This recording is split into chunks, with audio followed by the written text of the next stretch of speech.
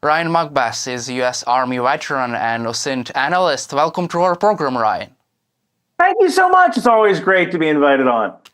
Vladimir Putin has fired intercontinental ballistic missile at Ukraine for the first time. Also, he threatened to attack NATO with such missile. He said that it is impossible to intercept such hypersonic missile. Don't you think that this is a threat to the next U.S. administration, to Donald Trump? Putin tries to threaten Trump and tries to convince the West that the West cannot wage global conflict against Russia. What is your take on that? So if this would have been a threat, it would have been a threat to President Obama. This particular weapon system was developed back in 2008. It's really nothing new. I think it was called the, hopefully I pronounced this correctly. I think it was the RS-26 Rostov, I think. So this weapon system is really nothing new. And technically it's an intermediate range missile, which might actually break the intermediate range treaty that the United States has with Russia. Also, another thing to consider is that this particular weapon system didn't have any explosives on the warheads. The warheads were inert. Now, if something's going Mach 10, you don't necessarily need an explosive. That thing is going to provide a heck of a lot of kinetic energy when it hits the ground. But for something like a weapon system like that, you would need to develop explosives and fusing that actually start to detonate far before the warhead is close to its actual target. And that's because when you're going that fast, even explosions take time, right? So Russia would have to develop a whole new program in order to develop the conventional explosives to put on this missile. So essentially, Russia spent about $10 million to say, boo, we scare you. And I think most of America isn't buying it, although I would certainly not want to be one of the citizens in Ukraine that have to rely on America not being scared for protection, because sometimes we spook a little bit easier than the average tough Ukrainian. Why is Vladimir Putin so confident that the West cannot intercept such missile? It's propaganda. Look, if you are in front of a missile that's incoming and you launch a missile, you'll be able to intercept it. It's not necessarily a question of speed. He's basically relying on the ignorance of the average person. If you are the target, you should be able to intercept basically any kind of missile coming in, no matter what the speed. Now, if you're to the oblique, meaning to the side, think of it like playing the Olympic game of skeet. If you are at station 5, which is directly perpendicular to those pigeons, those clay pigeons coming out of the skeet houses, it's a lot harder to intercept that missile because you're firing from the oblique and you're trying to catch up to that missile. So there is some truth to that if you are not directly the target of the attack, but he's basically relying on the ignorance of the average person, just doesn't understand how missile systems and interceptions work. Do you feel that the United States and NATO are ready for a possible conflict against Russia? I mean, to deter and to fight against such hypersonic threats posed by the Russian Federation, Russian army, because Vladimir Putin tries to create such a picture, such a situation in which he can overwhelm Western military capabilities. Well, it's certainly possible that the first couple of days won't be that great, but you have to understand that Russia has a very limited amount of these weapon systems in general. So if we're talking about overwhelming defenses, first couple of days aren't going to be great. The U.S. will shoot some weapons down. Russia will get some weapons through. That's just kind of the nature of war. But think of NATO as an unstoppable snail. If once NATO's attacked, they're going to begin this relentless march, and then it becomes a question of logistics. It's just essentially how fast can NATO get supplies to the front lines. And once that starts to happen, any adversary, no matter who it is is finished. It's just NATO is this incredibly long-tailed, unstoppable snail. It's extremely slow, but once it gets going, you cannot stop this thing. Does this missile give Vladimir Putin any kind of serious military advantage over NATO? Not particularly. It's just another intermediate range ballistic missile. The United States has stealth bombers and fifth generation fighters that actually work, like the F-35. We don't know how many of these intermediate range, really R-36s or R-26s that are possessed by Russia. But in a sense like that, think about it like this: every time you shoot one of these things, you're lighting $10 million on fire, right? And Russia has a limited amount of money and a limited amount of resources, things like machine tools. So they could either create more of these missiles, or they could put those machine tools to work toward doing things like creating the ball bearings they need to put inside their bogies. From what I understand, their train system is breaking down because the actual bogies, which are the wheels that run under the train trucks, those haven't been serviced by Western contractors in quite a while. So if you're Russia, you have this impossible choice. Do you make bogies to allow your rail units to actually function? Do you make missiles? Do you build parts for your oil field? So when you think about it, like, this isn't a super weapon.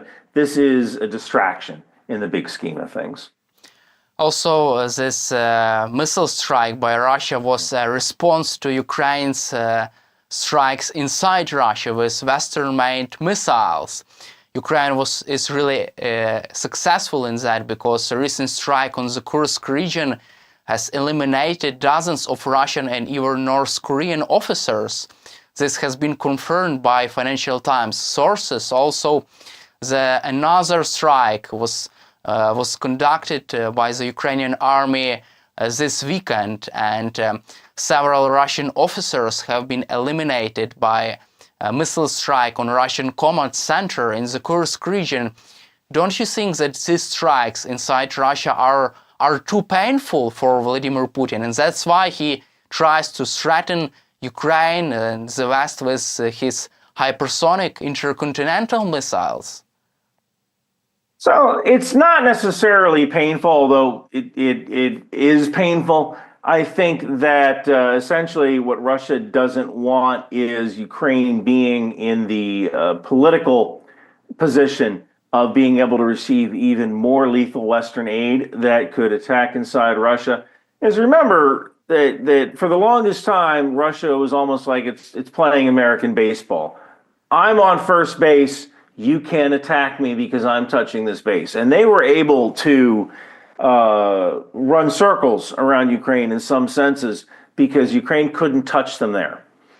So the only thing that Russia can really do is convince the West that Vladimir Putin's going to blow up the world if we keep giving Ukraine weapon systems that can attack inside Russia. And if anything that the Kursk incursion proved was that Russia is fairly toothless. Now, this might be very easy for a guy sitting in a warm apartment to say, well, there's people in Ukraine who only have electricity for 2 hours a day and no heat.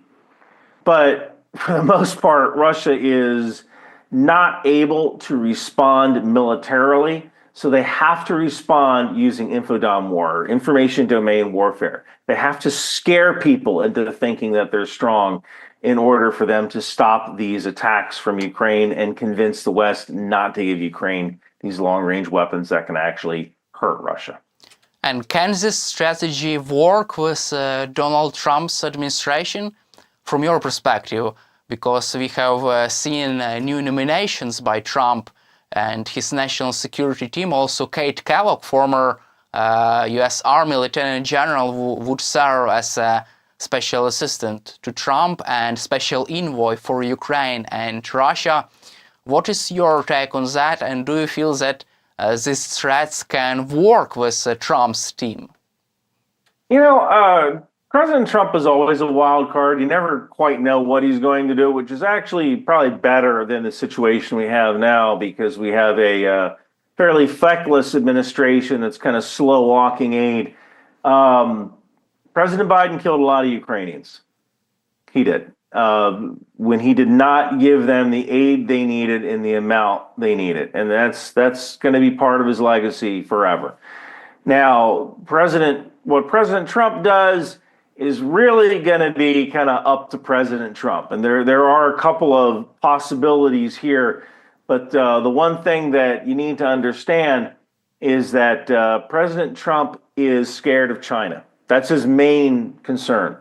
And I think he knows that if Ukraine falls, if the West doesn't support Ukraine, China is watching. And China is going to take that as a hint that they can just walk right into Taiwan. And that is a very tough thing to look a Ukrainian in the eye and say, we're only supporting you because of Taiwan.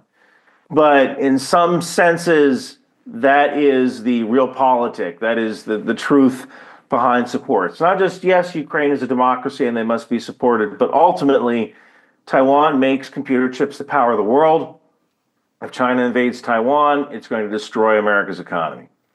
And so I think President Trump knows this, so President Putin can try to scare him as much as he wants, but at the end, the real enemy is China, and that is President Trump's focus.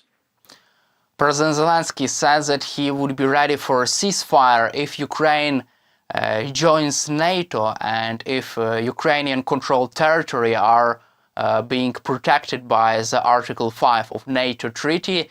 On the other hand, we have lots of initiatives for Trump's team. For example, Kate Kellogg proposed, and according to CNN, Trump will move forward and will push a ceasefire in Ukraine.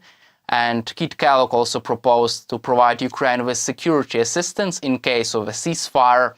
What is your personal opinion on such possibility of a ceasefire in Ukraine, for example, next year? And what are the main challenges for reaching a just and long-standing ceasefire, not like 1 or 2 months a ceasefire, just giving Russia enough time to regroup and attack Ukraine again?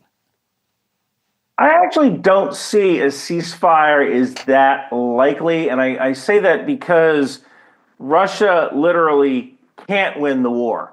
And when I say can't win the war, I'm using kind of an American analogy here, but I say can't, not as in they are unable, but literally if Russia wins the war, their economy goes to hell.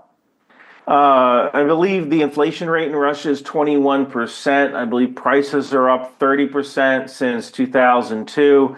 Literally every single person in Russia is either serving in the army or working at a munitions factory. Everyone. So their unemployment is extremely low, like 2.2%.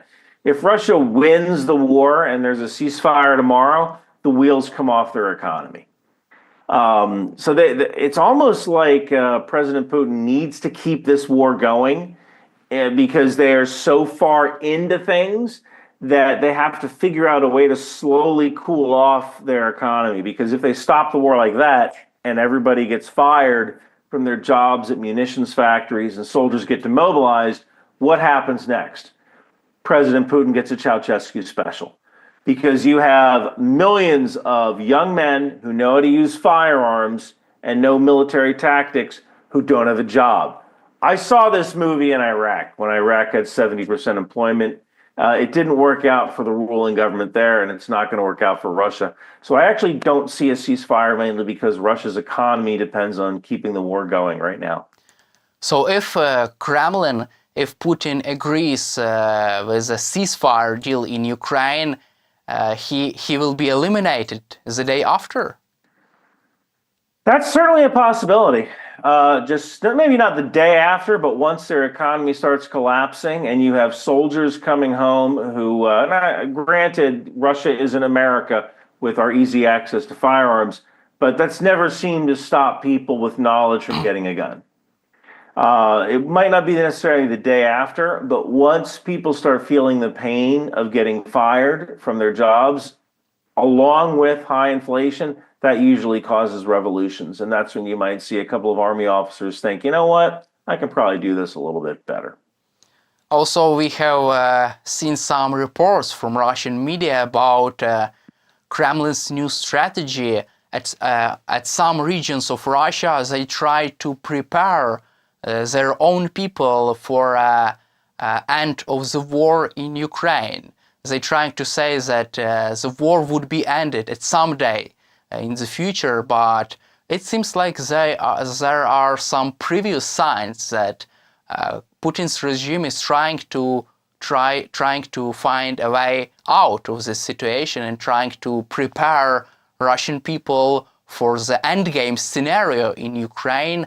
What does it mean from your perspective? That's a really good question. It's going to be extremely difficult to extricate themselves from Ukraine, mainly because Russia never really exported a lot to the West other than natural resources and things like natural gas or oil. So, when the United States, when the war ended, when World War II ended in the United States, there was a recession that lasted about 8 months, where people who were returning home needed to find jobs, and war production ended. And at least at that point, the United States was able to sell goods to the entire world, the countries in Asia, countries in Europe that had been devastated by World War II. So there was never really low unemployment. There was a contraction in the economy, but there was never really low unemployment. A problem in Russia's case is that the world doesn't really buy anything from Russia other than oil. So it's not like Russia can start putting people to work exporting goods again, because nobody actually buys anything other than oil, maybe some raw materials. And you can't really get very far in your economy just relying on China and India as trading partners. You need to be able to sell to the world, and right now the world isn't buying. So I think it's going to be extremely difficult for President Putin to extricate himself from the situation. And like I said, that's when you tend to see governments fall. And also it would be really dangerous for him physically, yes? I certainly believe so. Look, there's a term we have in America called musical chairs. It's a game that children play in kindergarten, where you have 6 people and 5 chairs set up, and you play music. And when the music stops, you have to sit and find a chair, and the child that doesn't find a chair is out. And, right now there's probably a lot of Russian generals who are looking for a chair when the music stops. So there is also big possibility of another Prigozhin-style march in Moscow. That is certainly a possibility, without a doubt. From your perspective, do you feel that if Putin really does not want to move forward with the endgame scenario, don't you think that his inner circle could try to convince him to stop? I don't think so. And I say that because it can be very dangerous to go against what the president believes. We are dealing with a country where we have a gentleman who may be insulated from people who will give him bad news or give him contrary advice. Don't forget, when you're dealing with a pseudo dictatorship like Russia, you tend to surround yourselves with people who tell you what you want to think. And that's when you become the smartest person in the room, right? And you start to believe, hey, you know what? I'm infallible. I'm always right. Everyone always agrees with me. I must be correct. So I don't know if the forces that would disagree with President Putin are even there in the room. Also, Politico reported about President Zelensky's strategy to deal with Donald Trump.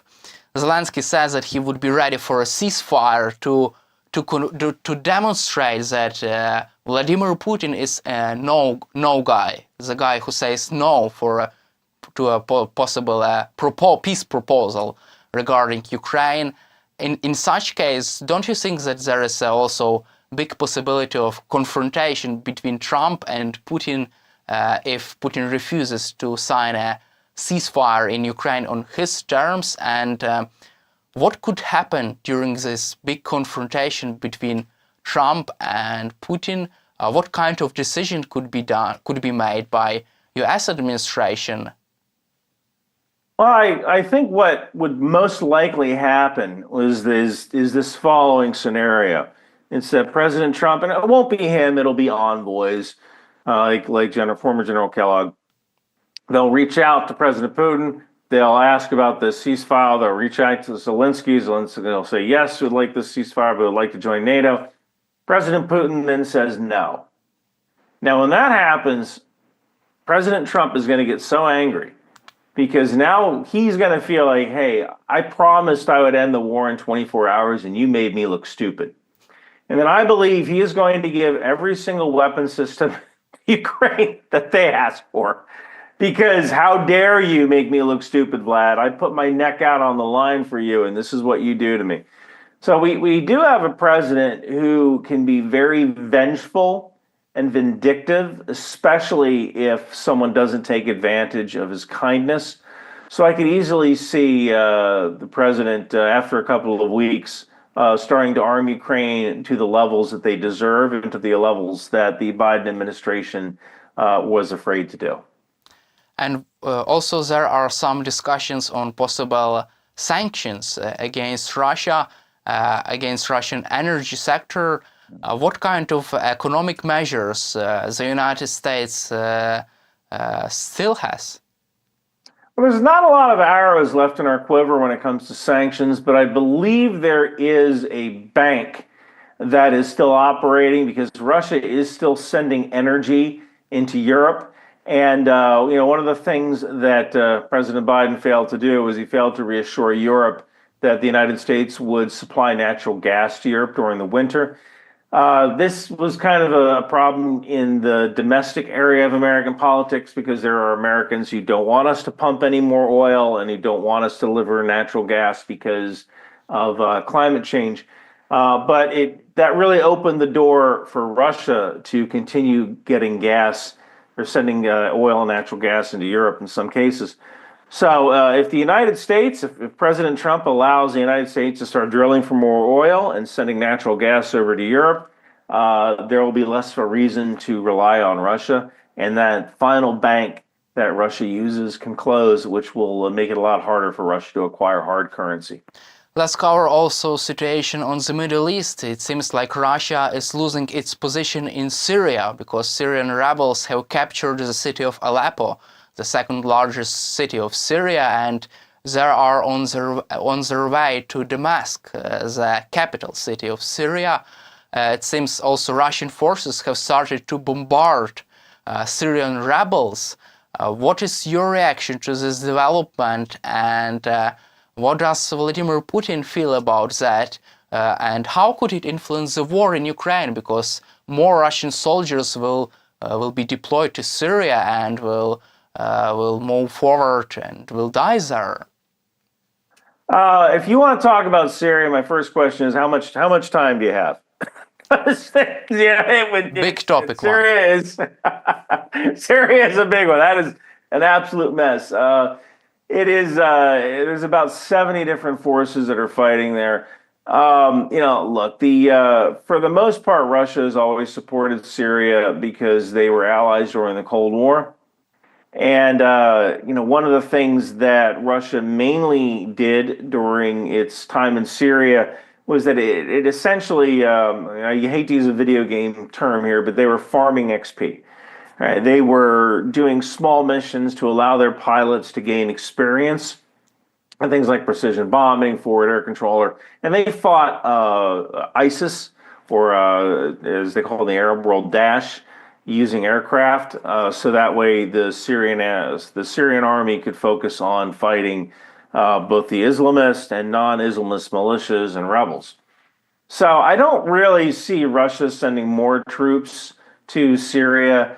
Syria was kind of a sideshow where they were able to get their troops a little bit of experience, and then they just couldn't leave that commitment, basically because there was a level of pride in having a warm water port and an air base in Syria, and look, we're helping our allies.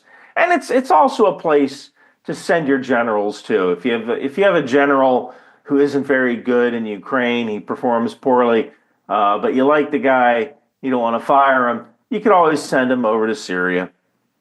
And, he can't do a lot of damage there, right? So I don't actually see Russia sending more troops to back up the Assad regime. At this point, they have bigger problems, and those fighters and those troops that are there, which aren't that numerous, I think it's about 2,000, 2,500-ish troops, and that includes maintenance personnel for their weapon systems. So that's roughly 3 days casualties for Russia and Ukraine right now. So the amount of troops there is just a drop in the bucket. It would be easier for Russia just to leave and use that equipment someplace else. And my last question for you would be about the Kursk region. It seems like Vladimir Putin has established a new deadline to liberate this region because his forces failed to do so previously. How can you assess the situation there, and why do Russians fail to repel this attack? Attacking is hard. When this whole war first started, it's almost like the world forgot about the horrors of landmines. And we are at a point right now where if you don't have air superiority, then you're not going to be able to attack across a minefield, because there is just, these minefields chew people up. And it is certainly obvious that our engineering units and engineering capabilities to breach minefields are lacking, especially in the United States providing Western aid to Ukraine. So now Russia is on the attack, and they are getting chewed up in the same kind of minefields that they helped invent back after the Kharkiv offensive in 2022. So attacking is hard. I mean, it's really that simple. Russia is trying to do something that's very difficult, which is breach a wire-mined obstacle under heavy fire without good air support. And that is just something that very few armies can do. And when armies do it, they take casualties. And war is hard. That's really what it kind of comes down to. That Russia hasn't really gained any ground in Kursk because war is hard, and now the Ukrainians are on the defensive. And it's easier to be on the defensive. Thank you, Ryan, for your time and for your support for Ukraine, and glory to Ukraine. Thank you so much.